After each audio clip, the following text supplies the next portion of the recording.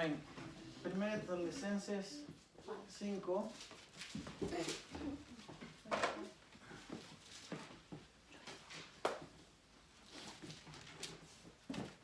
5:24. Amén. ¿Todos lo tenemos?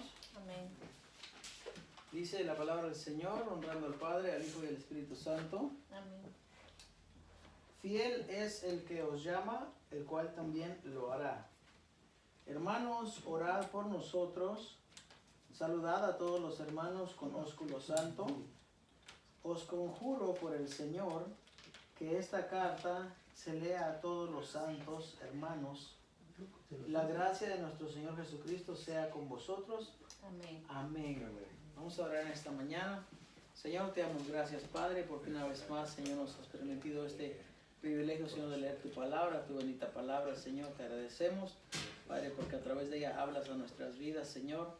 Te rogamos, Padre, te suplicamos, Señor, que hables a nuestras vidas en esta mañana, Señor, y que sea edificación. Permite, bendito Padre, que lo que vamos a hablar en esta mañana, Señor, bendito, nos ayuda a crecer, nos ayuda a entender tu palabra, Señor.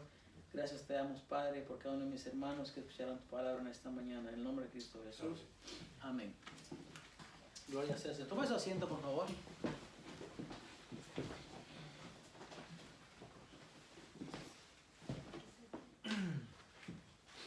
Vamos a hablar en esta mañana acerca de estos versos que hemos leído. Pero yo quisiera hacer como una recapitulación. Comenzamos a estudiar esta carta en septiembre del año 2024. Tomamos casi 6 meses para estudiar y esta es la segunda carta que nosotros que hemos estudiado sistemáticamente y de verdad que es un logro. Yo lo voy a decir desde mi punto de vista. Es un logro terminar una carta, porque aunque hay muchos libros en la Biblia, créame que estudiar una carta sistemáticamente es un desafío, porque en la carta encontramos muchas cosas que muchas veces nos confrontan a nosotros. Hay cosas que se tienen que hablar y para cualquier persona es fácil predicar de cualquier libro, de cualquier parte de la Biblia, pero cuando se hace un estudio sistemático, uno tiene que decir y hablar lo que está ahí, y aunque a veces nos choca un poco, o sea, nos mueve un poco de nuestra base, porque a veces nos confronta directamente. Y yo estoy agradecido con Dios porque hoy, ¿verdad?, vamos a terminar el libro de 1 de Tesalonicenses, luego iremos a 2 de Tesalonicenses, y así en lo que Cristo viene, ¿verdad?, por ahí nos va a encontrar, ¿verdad?, estudiando la palabra del Señor. Y en esta mañana especialmente, la razón que me motivó a mí de empezar a este estudio de 1 de Tesalonicenses es porque usualmente 1 de Tesalonicenses se conoce como la carta o como el libro que habla del rapto de la iglesia. Y casi siempre, en su mayoría, yo creo que el 90% de las veces, la carta, cuando se habla de 1 de Tesalonicenses, tiene una referencia a lo que es el rapto. Sin embargo, el apóstol Pablo solamente ocupa 3 o 4 renglones de toda la carta para hablar de la venida del Señor. Y él explica más adelante a qué se está refiriendo, pero el propósito realmente de la carta no es para hablar del rapto de la iglesia. El propósito de la carta es para ayudar a que los hermanos crezcan en la fe, a que no se desanimen, a que persistan en las buenas obras, a que como iglesia no tengan acepción, a que tengan cuidado de los falsos maestros. Y en fin, hay una serie de temas. Nosotros lo hicimos en, bueno, casi 6 meses, hicimos varios estudios, como 24 creo yo estudios que hicimos, y hoy cerramos con este pasaje que dice que Dios es fiel y que Él va a hacer, ¿verdad?, la obra, lo que Dios tiene que hacer. En el pasaje anterior a ese, dice que nosotros, ¿verdad?, que nuestro cuerpo, alma, nuestro ser sea guardado irreprensible para la venida del Señor. Y también el apóstol Pablo la finalización de la carta nos vuelve a repetir y nos da, le da a la iglesia de Tesalónica un mandamiento, ¿ok? Y mandamiento que les da es que que cada uno dice de ellos se saluden, ¿ok? Que se saluden, dice, con ósculo santo, dice. Amén. Saludad, primero dice, hermanos, orad por nosotros. Y eso es una, como ya el final de cada una de las cartas. Cuando el apóstol Pablo dice orad por nosotros, él siempre está pidiendo oración. ¿Por qué? Porque la oración es lo que intercede, ese es el medio por el cual los hermanos podemos interceder delante de Dios y principalmente por cada uno de nosotros. Todos nosotros necesitamos oración, todos. ¿Mande? ¿Qué es ósculo? Eso lo voy a explicar en un momentito. Todos nosotros necesitamos oración, todos. Si usted piensa que usted no necesita oración, use su oración y ore por alguien más, ¿verdad? Ore por alguien más. Todos necesitamos oración. ¿Por qué? Porque la oración es primero lo que nos comunica con Dios. Ahora, cuando oramos, no necesariamente la oración se limita a estar de rodillas en un lugar, en una esquina. No, la oración es algo que nosotros practicamos continuamente a través del día y a través de la noche también. Cuando usted se levanta a medianoche o cuando usted tiene su tiempo de orar, usted se levanta y usted ora. Pero durante todo el día, eso debe ser su línea de comunicación con Dios. No debe de pensar, bueno, solamente voy a orar cuando yo tengo ese tiempo y cuando me arrodillo. No, su oración es constante. Y si usted ora constantemente, usted va a estar menos expuesto a lo que lo pueda llevar a usted a pecar. De verdad. Porque si su oración está constante con Dios, en una ocasión un predicador decía, ¿qué cosa es orar sin cesar? ¿Por qué? 1 Tesalonicenses 5:17 dice orar sin cesar. ¿Puede acaso una persona orar sin cesar? ¿Puede acaso estar, como nosotros decimos, de rodillas quizás o de pie orando sin cesar? No, no se puede. Entonces orar sin cesar quiere decir que tu oración esté continuamente, que no tenga interrupción, que si vas a comer, tu meditación sea en Dios. Que si vas a trabajar, tu meditación sea en Dios. Que si vas a hacer cualquier cosa que vayas a hacer, que tu meditación sea con Dios todo el tiempo. Entonces el apóstol Pablo dice, oren, dice, por nosotros. Oren por nosotros. Y créeme, cuando el apóstol Pablo dice, oren por nosotros, no lo está diciendo sarcásticamente ni arrogantemente, no. Él pide en otras ocasiones que oren por nosotros, dice, para que se me sea dada palabra, para que yo pueda entregar la palabra. Yo estoy entregando la palabra, dice, oren por nosotros. Entonces, debemos orar unos por otros, todo el tiempo, todo el tiempo. Ahora dice, saludad a todos los hermanos con ósculo santo, lo que preguntaba mi esposa. Y cuando el apóstol Pablo habla de ósculo santo, habla de un beso, habla de un beso. No es que nos vamos a empezar a besar todos aquí, ¿verdad? Esa no es la idea. Esa no es la idea. Ahora, hay que entender que la carta está escrito en un tiempo que no es el tiempo de nosotros. Eso hay que entenderlo. Cuando leemos un pasaje de la Biblia tenemos que preguntarnos qué está diciendo el autor, a quién lo está diciendo y por qué lo está diciendo. Esas tres preguntas son importantes. Porque si tomamos ese pasaje y lo aplicamos literalmente hoy en día, nos vamos a encontrar con muchos problemas y vamos a encontrarnos que no se puede practicar lo que culturalmente se hacía en aquel tiempo. Por ejemplo, cuando la Biblia, y la Biblia en general, habla de beso, habla de muchas perspectivas, de muchos ángulos diferentes. Vamos a ver algunos ejemplos de eso. Actualmente, yo quiero hablar de esto porque es importante. Actualmente el beso se ha utilizado para dividir a lo que es el cuerpo de Cristo, la familia de Dios. ¿Sabe por qué? Porque nos encontramos que muchas veces en distintas congregaciones hay un grupo de personas que selectivamente ellos se pueden besar y abrazar, pero no abrazan ni besan a todo el mundo. No. Si la regla fuese de que se besasen todo el mundo, entonces no había problema, porque entonces estarían bien, porque no hay excepción. Pero no es así. Yo he observado que en algunos lugares hay un grupo de personas que se besan. Hay un grupo de personas que dejan, pero al otro grupo no lo incluyen en eso. Y eso se llama distinción. Eso se llama hacer una separación. Y cuando el apóstol Pablo dice, bésense o salúdense con un beso santo, él está hablando generalmente. No dice mujeres con mujeres, mujeres con, no sé, hombres con hombres. No, es general. Y le voy a explicar. Hoy en día es normal, o es muy normal, en la cultura en la que vivimos, en que las mujeres se saluden y se den un beso. Esto es normal. Pero no es, por lo menos en nuestra cultura hispanoamericana, no es tan normal que un hombre venga y bese a una dama o una hermana. No es normal, no lo vamos a aceptar. Eso es algo que no lo vamos a ver normal. ¿Por qué? Porque nuestra cultura no es la cultura de Europa. ¿Okay? Acordémonos que nosotros, bueno, quizás ustedes ya son más blancos, ¿verdad? Que yo, pero...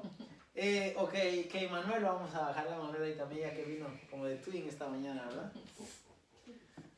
Nuestra cultura es una cultura mestiza, ¿okay? Nosotros éramos indígenas, éramos nativos. De hecho, nosotros somos los nativos de América, que no son los blancos, son los aquí, los indios, somos los que gobernábamos, los que vivíamos en toda esta región del continente americano, ¿okay? América es todo el continente, no solamente Estados Unidos. Entonces, cuando los españoles vienen, ¿verdad? Nos mezclamos y trajeron también todas las costumbres, trajeron también todas las enfermedades, trajeron todo y nos contagiaron y todo. Entonces, nosotros somos el resultado de muchas generaciones y tenemos el español para empezar, ¿verdad? Tenemos prácticas, tenemos costumbres que los trajeron de allá. Ahora, el beso es algo que en Europa, en el del otro lado, es muy común. Y allá se besan 2 veces. Un beso en cada lado de la mejilla. Ahora, es normal que allá pues la gente se bese y esa es su forma de saludar. Ahora, cuando venimos a Hispanoamérica, venimos acá a lo que es el continente americano, realmente nosotros practicamos parte de lo que ellos hacen allá, pero muchas veces con cierta restricción. Porque como dije hace un momento, quizás sea normal que las hermanas se saluden de un beso y se dé un abrazo, no sé. Pero no es tan normal que un hermano venga y diga, ¿cómo estás? Y saluda a mi esposa y le dé un beso o le dé 2 besos. Entonces, eso ya no es normal para nosotros. Bueno, no en esta generación. Para mí no es normal. No es normal para mí. ¿Por qué? Porque el beso para nosotros ya tiene que ver con un acto más íntimo, con un acto que ya de más confianza. Por ejemplo, un hijo puede besar a su mamá, un hijo puede besar a su madre, quizás un sobrino podría besar a la tía, quizás. Pero una persona extraña, ajena a la familia, aunque seamos hermanos en la fe, no va a ser visto de una manera muy correcta. Ahora, vamos al tiempo del apóstol Pablo. En el tiempo del apóstol Pablo, los romanos, los griegos, tenían esta costumbre de besarse, pero había una razón por la cual, fíjese, el hermano podía besar a la hermana, el padre podía besar a la hija y viceversa, pero el beso no era un beso en la mejilla, era un beso en la boca. Ahora, tenía una razón. La razón era porque las mujeres no debían de beber vino. No debían de beber vino. Entonces, si el padre sospechaba que la hija había estado bebiendo vino, o si el hermano sospechaba que la hermana había estado bebiendo vino, tenía derecho. Acordémonos que estamos viviendo en un contexto en el que la mujer no tiene un estatus. Acordémonos. La mujer es menospreciada, la mujer no es vista como igual al hombre. Entonces, la mujer no podía decir sí, ni podía decir no, ella tenía que acceder. Entonces, era común en aquel tiempo, o sea, había una razón detrás de ese beso. Ahora, el apóstol Pablo habla y dice, salúdense ustedes con un beso santo. El beso que te va a dar el hermano o la hermana en la congregación de Tesalónica no tiene que ser un beso con malicia. Tampoco especifica de dónde va a ser el beso. Yo no quiero decir que era en los labios que se besaban. No, quiero suponer que era en la mejilla como lo hacían los patriarcas, como lo hacían la gente anteriormente en la Biblia. Pero el punto es que cuando la persona besaba, cuando el hermano besaba a la hermana o viceversa, no había un acto de malicia detrás de todo eso. Acordemos, ¿qué dice? Un beso santo, no un beso con malicia, no un beso con un pensamiento premeditado, ni nada que tenga que ver con eso. Vamos les voy a leer una nota que encontré. Por ejemplo, les voy a leer un beso en la mejilla, que es un gesto de saludo en la cultura judía. En el judaísmo dice, el beso en la mejilla tiene un significado especial. Es una forma de mostrar respeto y amor, pero no es algo que se haga entre hombres y mujeres. Es un dato. Ahora, ¿por qué no se besan en la mejilla hombres y mujeres en el judaísmo? Bueno, la tradición judía dice que los hombres y las mujeres no deben tener contacto físico. Esto incluye incluso un apretón de manos. El beso en la mejilla se considera demasiado íntimo y podría llevar a la lascivia. Entonces, ¿entre quién se besan? Se besan hombres con hombres y mujeres con mujeres. No hay un contacto. Y por eso es que yo creo que cuando el apóstol Pablo está hablando de un beso santo, está hablando entre cada quien con su género, no tener un contacto. Usted y yo casi la mayoría somos adultos aquí, pero los que no son adultos ya saben realmente cuando cuando una persona ve un programa de televisión y dos personas se están dando un beso, ellos ya saben realmente que eso no es un acto que lo podamos aceptar como que es muy normal. Los niños ya saben que cuando dos personas adultas están besando, dicen, "Ío", dicen los niños. "Ío", dicen los niños. Y yo siempre les digo a ellos, ¿verdad? Bueno, voy a tomar ya que ya agarré este caso, lo voy a tomar. Vamos a hablar de Camila. Ok, Camila tiene derecho de tener novio cuando ella tenga más de 20 años. O cuando haya terminado, cuando haya logrado algo. Cuando ella pueda decidir, entonces va a tener su novio. Mientras tanto, yo no quiero que la saliva de alguien más esté en los labios de ella. Y aunque suene así, feo, o no sé cómo usted quiera ponerlo. ¿Qué hace un niño besando a otra niña? Porque si son menores de 21 años, son niños. La misma ley dice, no eres mayor de edad. No puedes votar hasta que tengas 21 años de edad. De hecho, ni siquiera deberían de poder comprar cigarrillos y alcohol, pero ellos le dejan hacer eso, porque el mundo así es. Pero entonces, ya los niños saben que cuando se llega a ese acto, hay algo más detrás de ese acto. Vamos a hablar maduramente. Entonces, en la iglesia, el pueblo de Cristo, la iglesia de Cristo, se puede dar un beso, dice el apóstol Pablo, pero dado que el apóstol Pablo es una persona judía y ellos no tienen contacto, los hombres con las mujeres, los besos se daban entre hombres y entre mujeres. No había no hay algún indicio que nos diga a nosotros que entre ellos se besaban hombres con mujeres, porque entonces eso ya daría un hincapié hacia algo más, y no es algo bien visto en la cultura judía, ni tampoco es bien vista entre el pueblo de Dios. Ahora, el beso en la mejilla en el judaísmo es una manera, ya dije, de expresar amor y respeto. Y para eso vamos a leer lo que dice la Biblia, ¿okay? Porque yo le estoy leyendo un dato de lo que es una página, pero vamos a leer lo que dice la Biblia respecto a eso. Bueno, vamos a empezar. En el libro de Cantares 1, se nos habla de un beso entre esposo y esposa, o un beso entre dos personas que tienen una relación, dos personas que se aman. Cantares 1. Ese es el primer dato, o el primer ejemplo que vamos a traer, porque cuando se da un beso a una persona siempre tiene que ver con algo íntimo. No realmente es un desconocido que viene y besa hacia la otra persona, sino que es algo que la persona, es una intimidad. Cantar de los Cantares, dice, el cual es de Salomón. Oh, dice ella, oh, si él me besara con besos de su boca. Dice, porque mejores son tus amores que el vino. A más del olor de tus suaves ungüentos, tu nombre es como ungüento derramado, por eso las doncellas te aman. Ella está hablando del deseo, de la atracción por su amado.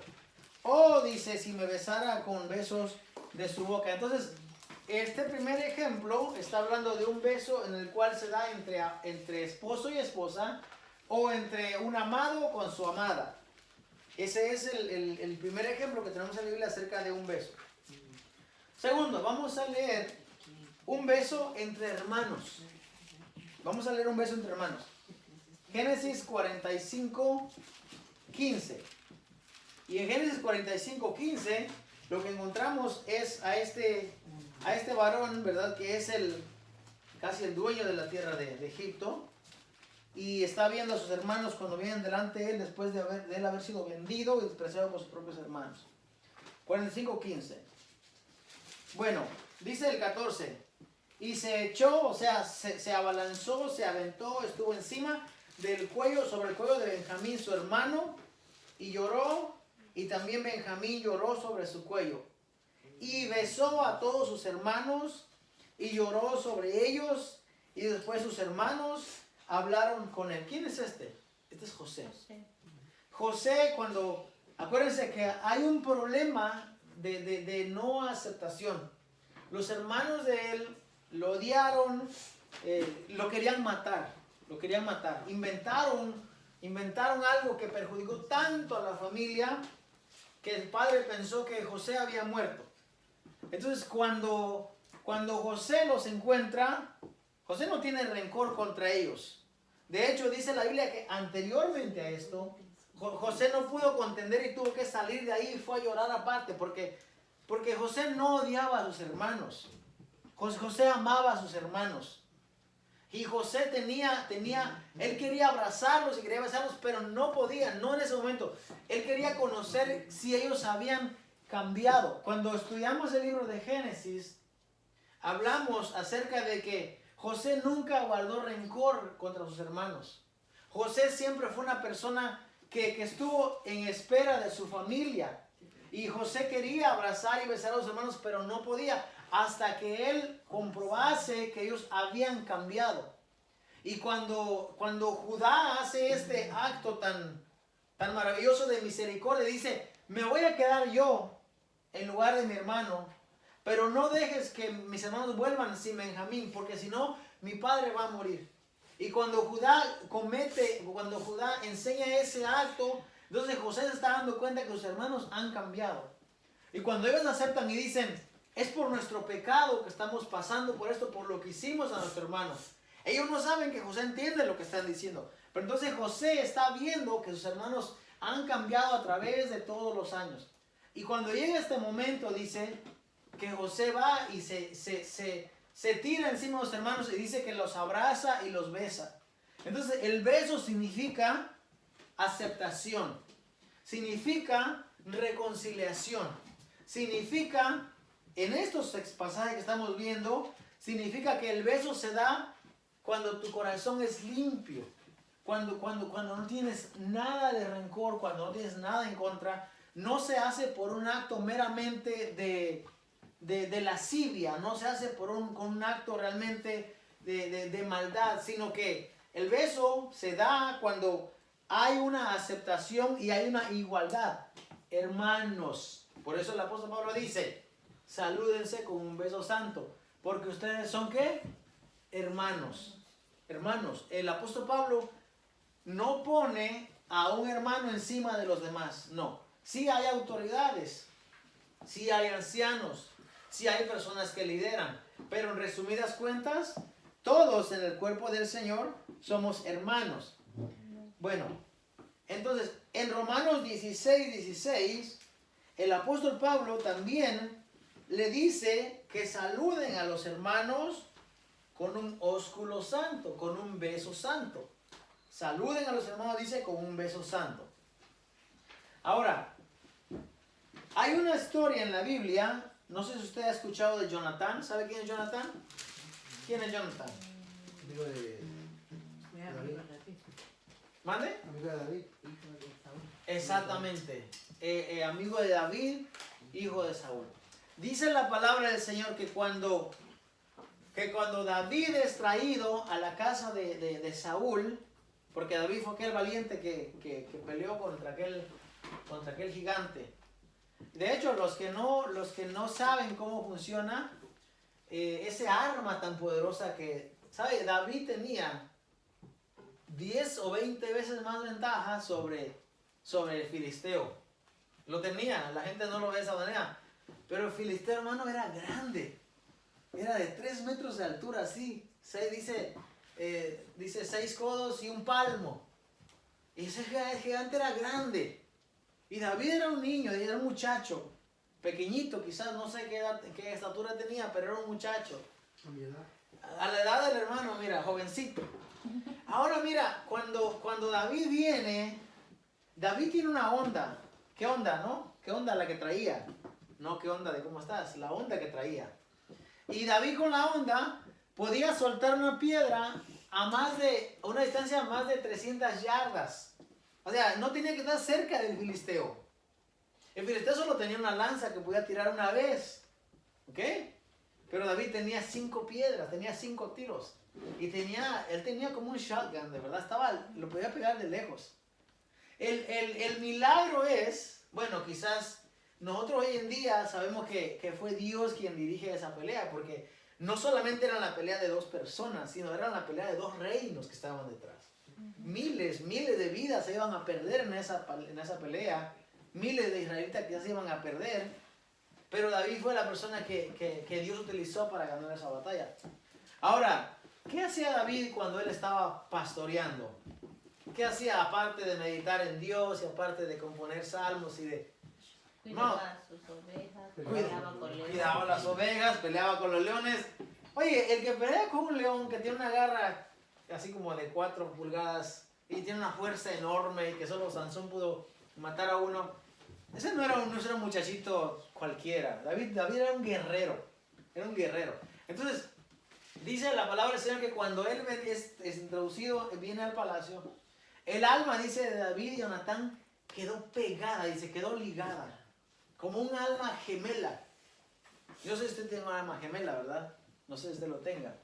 Pero un alma gemela es, bueno, se dice así porque la amistad era tan, pero tan cercana, que David podía morir por Jonatán y Jonatán podía morir por David. Y es algo probado porque Jonatán probó que podía ir aún en contra de la voluntad de su padre por ayudar a David. Entonces era una relación tan cercana que incluso muchas personas dicen que esa relación era aún más profunda de lo que la Biblia dice.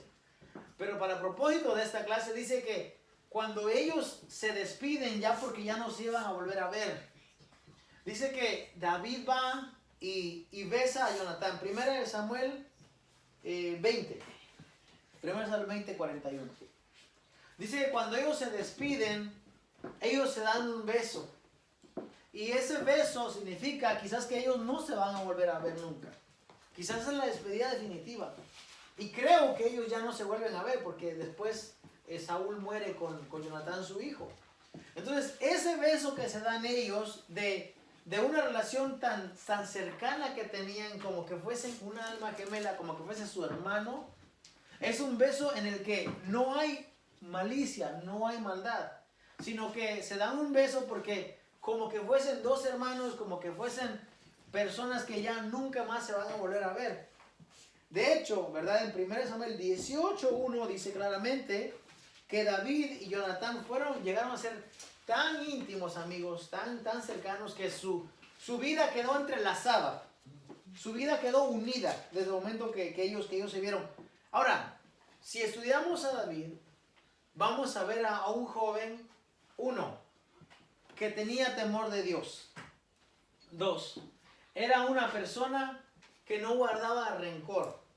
Era una persona que no perseguía a su enemigo que estaba deseando el mal. Y Jonatán, por el otro lado, era una persona justa. Jonatán sabía cómo David había arriesgado su vida y cómo el rey le había prometido a su hija Mical y cómo le había prometido dones y le había prometido. Jonathan sabía que David era una persona que se había ganado el respeto del pueblo y que el puesto que él tenía no lo tenía porque alguien le favoreció, sino porque él, con su valentía, con su coraje, con todo lo que tenía, había ganado ese lugar. Entonces, Jonathan era una persona justa. Habían varias características entre las dos personas que los unían. Entonces, el beso que se da en esta ocasión es un beso de despedida, que ellos no se van a volver a ver, de dos personas que se aman profundamente, con ese amor de que yo doy mi vida por ti. Yo puedo morir por ti, tú puedes morir por mí. A ese tipo de situación se refiere cuando estas personas se dan un beso. También tenemos el beso de entre hermanos, entre Esaú y Jacob, en Génesis 33, verso 4. Acordémonos que Jacob había estado fuera más de 20 años y cuando él regresa a su tierra, Esaú ya no es aquella persona violenta, impredecible, que lo quería matar en un tiempo por la primogenitura, luego por la bendición. No, sino que Esaú ya también ha cambiado, ha madurado y anhela, desea ver a su hermano. Y cuando ve a Esaú que viene, dice que viene y lo abraza y lo besa. Un beso entre hermanos. Nada que ver con lo demás. Y estos ejemplos que estamos teniendo, otro ejemplo más. En Ruth 1, del 9 al 14, tenemos una historia que casi es como la historia entre una hija y una madre. Con Ruth y con Orfa y con Noemí. Y este beso que ellos se dan cuando se despiden es un beso también como entre madre e hija. Acordémonos que en la cultura judía, en el tiempo que ellos están hablando, cuando una hija era recibida en la familia, no era como una nuera, como hoy en día, no, sino que era una hija más que venía a ser parte de la familia. Y mayormente Ruth, que está en este caso, porque Ruth dice que ella, desde el momento en que se introdujo a la familia de Noemí, cuando su esposo muere, dice que ella ya no se quiso ir. Se quiso quedar, estaba tan apegada a su suegra que dijo, no, yo no te voy a dejar. Yo no te voy a dejar, yo voy a estar contigo. Entonces, es un beso como entre una madre y una hija. Ahora, vamos a ir al libro de Lucas 15, y ahí sí voy a leer esto.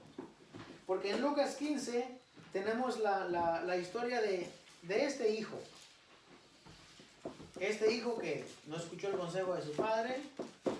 Este hijo que se fue a gastar, a jugar, a perder, a deleitarse en los placeres. Dice que se fue a deleitar en los placeres viviendo perdidamente. Y se gastó la herencia, lo que el padre le había dejado, el patrimonio. Para empezar, no se le debía pedir la herencia. ¿Cómo vas a pedir la herencia a tu padre? O sea, si tu padre no ha pasado a la otra vida, tenía que esperar a que muriese. Entonces, dice que cuando él está en aquella tierra y él desea volver a su casa, dice en el verso 18, me levantaré e iré a mi padre y le diré, Padre, he pecado contra el cielo y contra ti, ya no soy digno de ser llamado tu hijo, hazme como uno de tus jornaleros. El 22 dice, pero el padre dijo a sus siervos, sacad el mejor vestido y vestidle, y poned un anillo en su mano y calzado en sus pies, y traed el becerro gordo y matadlo, y comamos y hagamos fiesta, porque mi hijo muerto era y ha revivido, se había perdido y es hallado, y comenzaron a regocijarse. Pero el 20, que me lo salté, no sé por qué razón, que no lo vi, dice, y levantándose vino a su padre, y cuando aún estaba lejos, lo vio su padre, y fue movido a misericordia, y corrió, y se echó sobre su cuello, y le besó. Y aquí vemos el beso de un padre que le da a su hijo, porque lo está aceptando. Lo está aceptando tal y como él viene. ¿Cómo venía el hijo? No sabemos cómo venía el hijo. Lo más seguro es que este hijo venía en una condición deplorable, en una condición que nadie quiere ver a otra persona, porque estaba allá entre los cerdos, dice la Biblia, estaba apacentando los cerdos. Y ya usted se imagina cómo debería venir aquella persona. Pero venía, dice, y el padre cuando lo ve, corre hacia él y lo abraza, lo besa y lo acepta dentro de la familia. Entonces, el beso lo que significa es una relación tan cercana y tan íntima entre una persona y otra. Si usted tiene esa relación tan íntima y tan cercana, yo creo que puede besar al hermano, puede besar a la hermana. Pero dudo mucho que eso se dé a dar. Porque la única relación íntima que tenemos nosotros es con nuestra esposa, es con su esposo. No creo que haya otra relación más íntima que eso. Ahora, estas personas que estamos leyendo realmente tenían esa relación. El padre con el hijo la hija con la nuera, con la suegra, el hermano con el hermano, David y Jonatán. Y vamos a ver un último ejemplo. Vamos a ir a lo que mucho hoy en día se conoce como el beso de la traición. Y vamos a hablar de Judas, el apóstol Judas, porque era apóstol, en Lucas 15, Lucas 15 es el que leímos, en Lucas 22, 48. 42. 22, 48. Lucas 22, 48.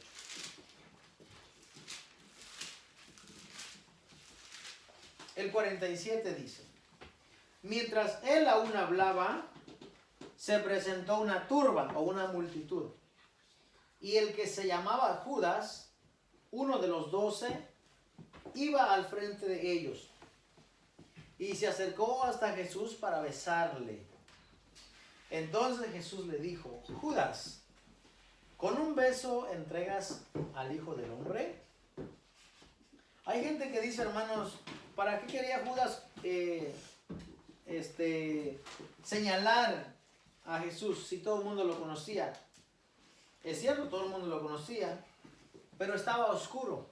Estaban en el jardín, estaba de noche. Y iban con antorchas, no se sabía quién era quién. Acordémonos que se vestían casi igual. Entonces, Judas, aquel que había prometido entregarle, no es la primera vez que besa a Jesús. Porque Judas era amigo íntimo de Jesús. Judas era aquella persona que estaba cerca de Jesús. Cuando ellos están cenando y pregunta, ¿quién es el que alguno de ustedes me va a entregar? Ese Jesús. Y ellos dicen, ¿quién? ¿Quién? Le hacen señas. Pedro dice, pregúntale. Le dice a Juan, ¿quién es el que lo va a entregar? Y Jesús dice, el que come conmigo. Dice, Linda, dice, el que come conmigo, el que mete la mano, dice, conmigo en mi plato.